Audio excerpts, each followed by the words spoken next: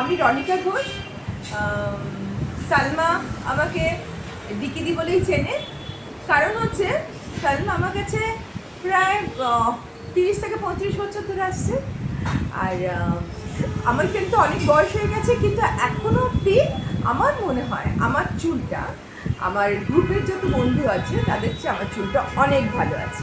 এখন তো চুলটা ছোট, অ্যাকচুয়ালি আমার চুলটা ভীষণ লম্বা ছিল। আর সালমার কাছে এই 30 বছর ধরে মেহেন্দি করার একটাই কারণ, যে আমি জানি আমি পিওর জিনিস দিয়ে মেহেন্দি করছি। যেমন বাজারে তখন অনেক ভালো ভালো মেহেন্দি পাওয়া যাচ্ছে, কিন্তু মানে ইনস্ট্যান্ট মেহেন্দি। কিন্তু সালমা যেটা করে, সালমা কী করে না, ও সব কাঁচা মানে অর্গ্যানিক।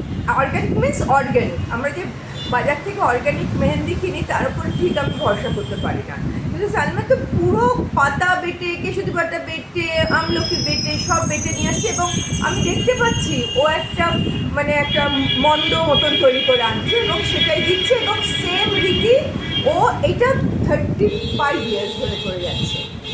আর এত বছর ধরে ওর সঙ্গে করার, ওর কাছে মেহেন্দি করার নিশ্চয়ই কোনো একটা কারণ আছে। তার কারণটা হচ্ছে আমি জানি আমার চুলটা অনেকের চেয়ে ভালো আছে। আর আমাকে কিন্তু অনেক পার্লার বারণ করছে মেহেন্দি করতে। তাদের একটাই বক্তব্য, মেহেন্দি করলে চুলটা রাফ টাফ হয়ে যায়।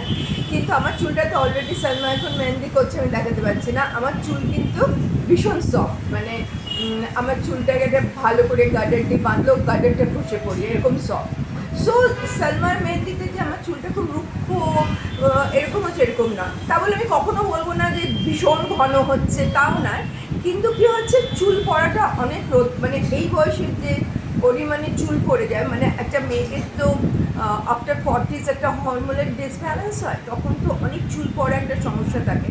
আমার কিন্তু কোনোদিন সেটা ছিল না, সেটা সালমাও জানে যে বয়সের জন্য চুলটা একটু পাতলা হয়েছে, কিন্তু তা বলে এমন নয় যে রোজ রোজ করে একসঙ্গে চুল পড়ছে। আমার কাছে আরামের বিষয় হচ্ছে সালমা হয়তো আমার কাছে মাসে একটা তো করি। আর আমার কাছে সবচেয়ে আরাম হচ্ছে আমাদের মেহেন্দি করার আগে ও খুব সুন্দর একটা অয়েল ম্যাসেজ করে। আর এই অয়েল ম্যাসেজটা হচ্ছে I think it's very necessary.